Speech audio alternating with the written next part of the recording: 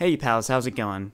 Welcome back to the fourth installment of my review series where I go over classic albums. And yeah, I'm gonna do Wu-Tang Clan's Enter the 36 Chambers. No, that's not it. Enter the Wu-Tang 36 Chambers. I don't know why I keep messing that up. Recorded in 1993. And this is the earliest album I've done so far. I think Illmatic was 1995. And also the first real rap group I've done, if you don't include Mad Villain, which was just a duo. Wu-Tang, for people who don't know, and I'm reading off Wikipedia, consists of RZA, GZA, Old Dirty Bastard, Method Man, Raekwon, Ghostface Killah, Inspectah Deck, U-God, and Master Killa. At least those are everyone that's on the debut album. And the production of the album was led by RZA, who also has verses on the album. Alright, so starting off with Bring the Ruckus. I think there are a lot of similarities, theme and style-wise, throughout the album to Illmatic, especially because they're both part of that 90s East Coast hip-hop movement. Especially the beginning of this album. They both start with movie excerpts, except this one is from an old kung fu movie, and then it just jumps straight into Ghostface Killah's verse. Bring the motherfucking ruckus. That was pretty cool how it starts out, just goes straight forward into it. What shocked me at first was Ghostface Killah's actual verse and his style and his flow, I guess, because he comes out real aggressive. And I feel like as far as the albums are reviewed, that style hasn't really been at the forefront.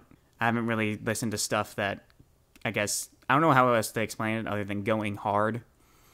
I guess just, like I said, being more aggressive and, more shouting into the mic. I mean, Nas didn't do that, and MF Doom doesn't do that. And yeah, and Ghostface Killah sounds like that in most of his verses on the album. Also, Inspectah Deck's verse on this is super alliterative. I thought that really stood out and was just fun to read along while listening to the album. It just really rolls off the tongue if you go back and look at the lyrics for it. Overall, like I said, this first song really pulls you in from the start. More than anything I've listened to on the other albums I've done. Like I said, the closest I can think of is Illmatic. But this just really goes straight right into it. So I don't get a bunch of angry people on the internet. The next song is Shame on a Pal. And I really like the beat on this one. Da-da-da-da-da. and it continues that aggressive sound from the last song. This is the first time we hear Old Dirty Bastard's distinctive style and voice, and it's also the intro for Method Man. He had a funny line. How it goes: "Burn me, I get into shit. I let it out like diarrhea. Got burnt once, but that was only gonorrhea." So yeah, he has a bunch of humorous lines throughout the album and on his own song. And then Clandon to Front starts out with a bunch of shout-outs in the beginning. And then it really switches into a spotlight for GZA. His verse is pretty dense with a lot of smart references from a specific line in Indiana Jones and the Temple of Doom that acts as a play on words, to mentioning both Ella Fitzgerald and Geraldine Ferraro. And it just has some pretty unreal wordplay in there, in that section, if you go back and listen to that. So that was really cool. And then moving on to Wu-Tang 7th Chamber. The dialogue at the beginning was a funny exchange. I think someone accuses Method Man of stealing a tape, and it was just funny. And then I think U-God comes in and is telling something and talks about someone they know getting killed and shot. I don't know whether to laugh at that or not. It's just like he was saying, like, there was a blood all over the ground, like a newborn baby or something like that. It reminds me of Good Kid, Mad City because it sets up the atmosphere and setting through these little skits. But this is obviously uniquely East Coast because they got some pretty thick accents. I really liked Inspectah Deck's verse on this album. It flowed really well with the beat.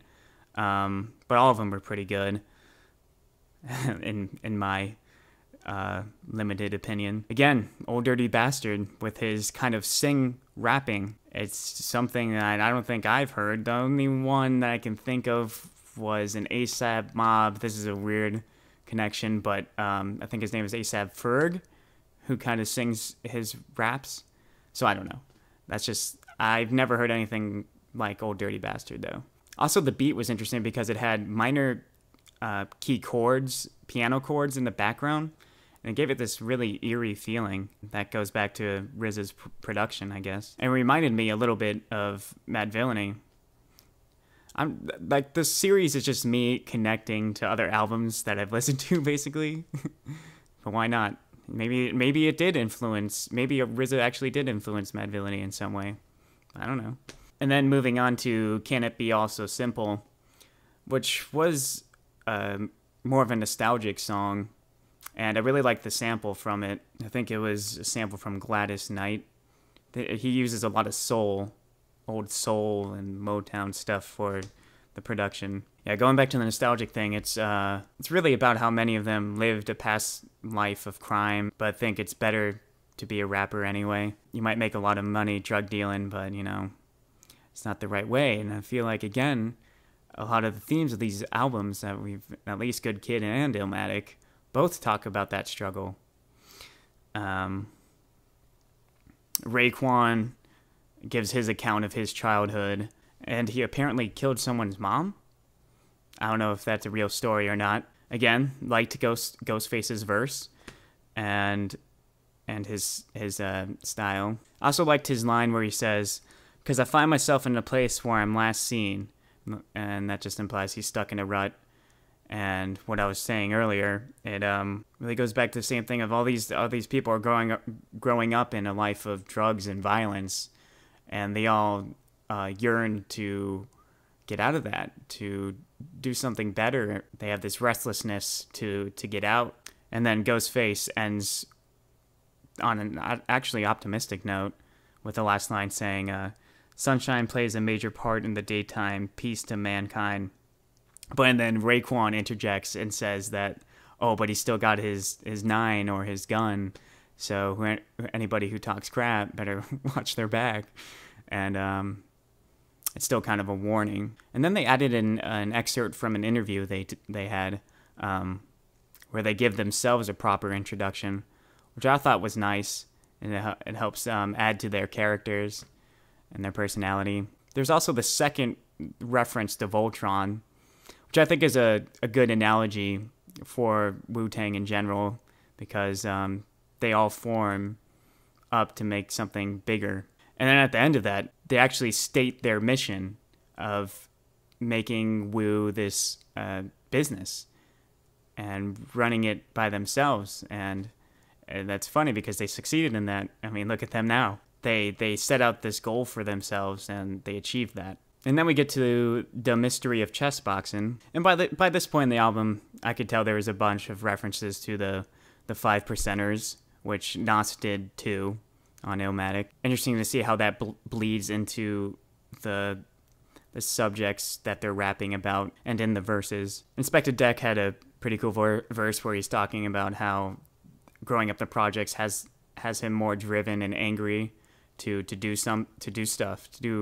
anything with his life. And he compares himself to a drunk driver behind the wheels of a semi. And then Old Dirty Bastard steals the show again with his sing rapping. One of his cool lines was, Jacques Cousteau could never get so low. He's the French guy that dived into the lowest parts of the sea. And that was a clever reference. And I thought at first, before even looking at the lyrics or anything, that Old Dirty Bastard was Ghostface Killah, because Old Dirty Bastard's style at times is kind of unearthly and ghost-like. But again, Ghostface kills it. I don't know why, I think his style is my favorite, but obviously Old Dirty Bastards was the most unique. I also like the end of Master Killah's verse, and I think I didn't see any other verses by him on the album, but he said his technique will infect your immune system and spread throughout you and paralyze you. So I thought that was a really cool analogy. And then one of my favorites, and probably another one of the more recognizable songs on the album, was Wu-Tang Clan Ain't Nothing to Fuck With. That song gets me hyped up, man. And if you want beef, then bring the ruckus. Wu-Tang Clan ain't nothing to fuck with. Is that cringy enough for you? That'd be really cool to see live, honestly. I wish that refrain came in again. It's a pretty short song, but that part really gets the blood flowing. If I was to work out to any of the albums that we've played, that we reviewed so far, it would probably be this album, just because it's more motivating with the beats and like the group atmosphere, and it's probably the closest to which I would listen to, which would be metal. And also, this was the first song that RZA really shined as a rapper to me. It shows that he isn't just behind the scenes. He actually can go out into the booth and spit out some fire verses, if you know what I mean, in the hip lingo, and their lit af. And then we finally get to Cream, which was the only song I knew coming into listening to the full album. So I was waiting throughout the album. I was like, okay, when's Cream coming? And it kind of fakes you out at the start. And I was like, when I first started, I was like, oh, that's really cool. And it goes like, cash rules. And then somebody says something, cash rules everything. And then goes into the full verse, and then the actual beat kicks in. So I thought that was really cool. And I think, again, going back to the Illmatic comparison, I think this is the most similar sounding song to anything off Illmatic because of the introspection, especially Inspected Deck's verse. And I think there's even a similar line in Illmatic that really says the same thing as this line. Living in the world is no different from a cell. And I'm pretty sure that's said, and it might be, in different words, but the meaning's the same. Yeah, but I really think Inspected Deck's verse is probably his best on the album, on that one. And I swear, listening to it on headphones, I think you can hear Old Dirty Bastard in the background going like, ooh. And it just gave it this really, again, eerie feeling. And I don't know if that's actually him, but it's a nice addition if it is, in the background behind the beat. And then moving on to Method Man, he got his own song. At the beginning, had this banter between him and Raekwon, I believe it is, about who could think of the most fucked up torture method. And I guess Method won because it's his song. It's pretty lighthearted, and I really like the bridge part where he kind of sings the verse where he's like, I got fat bags of skunk, I got something, and I thought that was just a cool change of pace. I didn't know he could sing like that, I guess. And it's cool he got his own song that I guess he had a big enough personality and style even from the start for him to get his own song. All right, and then moving on to Protect Your Neck. I didn't protect my neck today. It's got a freaking sunburn, but whatever. And this was a group song that had a bunch of highlights in each verse. I'm not going to go through every one of them, but including Raekwon admitting he's a pal for the pals out there. Become a pal and subscribe. But it was a good reaffirmation of the Wu taking matters into their own hands and just telling people to watch out and stand back and let them take over the world. One verse that really did stand out to me was GZA's verse, where he condemns record labels at the time.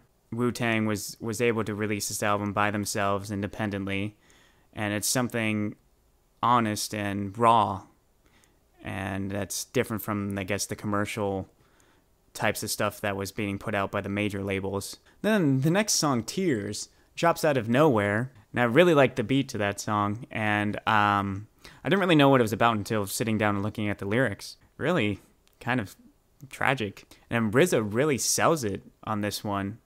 It's one of the best verses on the album, and again shows that he's more than just a producer and really is a talented guy that can rap too.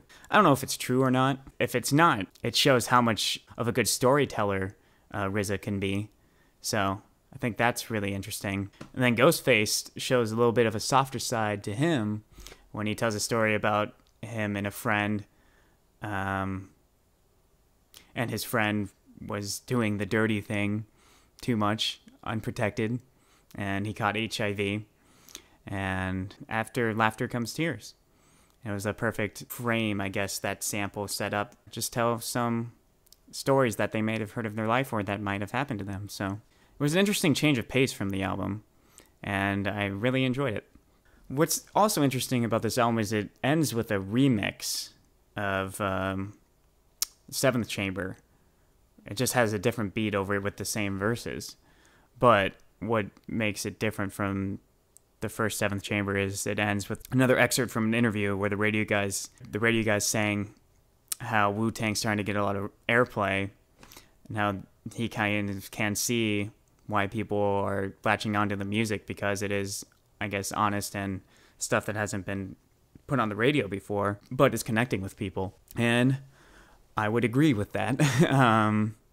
Obviously, this album is going to get a 5 out of 5. Would it ever be anything else?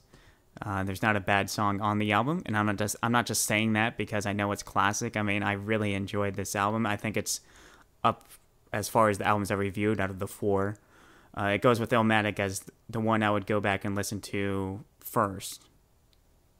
So, while the album isn't as particularly experimental as Good Kid or Mad Villainy, or as artistically consistent as Illmatic, I would say, the immense talent behind all the members, the raw production and style, and the boundary-pushing lyrics really gave me an insight into why it's considered such a classic, and I'm saying that genuinely. I'm not just, like I said, saying it because it's considered a classic. I've always known as Wu-Tang as kind of this cult thing on the outside that I could see people wearing Wu-Tang shirts, and they always have these dedicated fans to their music, and cult as in they're like really big kind of cult, but like you know what I mean.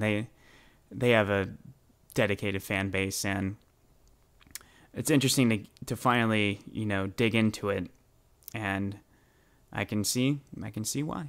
And I'd really be interested to see how their music progressed from here, especially with a bunch of members. How do the egos in the group pull and push each other, and how does the music change with the times? Because it definitely sounds more like a 90s album like Illmatic than Good Kid. That's it. Let me know what I missed in the comments below. Tell me what to do next, please. Give me some requests for full albums. I'm glad I took as much time as I did to listen to this album because it was a rewarding experience. So, thanks for watching, and cheers, pals. See you in the next video.